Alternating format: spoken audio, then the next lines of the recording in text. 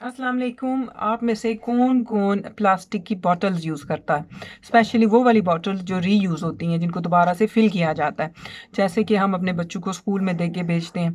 Grown ups भी अपने साथ रखते हैं, अगर कहीं वो सफ़र पे जा रहे हैं, कार में, बस में, कहीं पे भी पार्क में जा रहे हैं, तो वो अक्सर अपनी प्लास्टिक की बॉटल्स को दोबारा से फ़िल कर लेते हैं ताकि उनको प्यास ना लगे।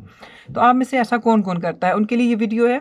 तो यूनिवर्सिटी ऑफ कोपेनहेगन में एक स्टडी की गई, 2 केमिस्ट थे ये। इन्होंने ये देखना चाह रहे थे कि क्या जो दोबारा से यूज़ करने वाली प्लास्टिक बॉटल्स होती हैं, कहीं वो हमारी सेहत के लिए खतरनाक तो नहीं।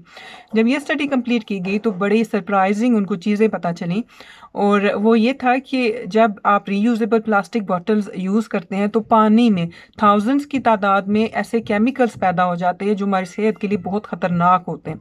तो इन लोगों ने ये किया कि इन्होंने पहले उस बॉटल को जो है पानी से भरा, टैप वाटर उसमें डाला, और 24 घंटे के बाद उन्होंने टेस्ट किया। तो उन्होंने देखा कि हंड्रेड्स की तादाद में पानी में केमिकल्स शामिल हो चुके थे, और ये सारे केमिकल्स सेहत के लिए काफ़ी ख़तरनाक होते हैं।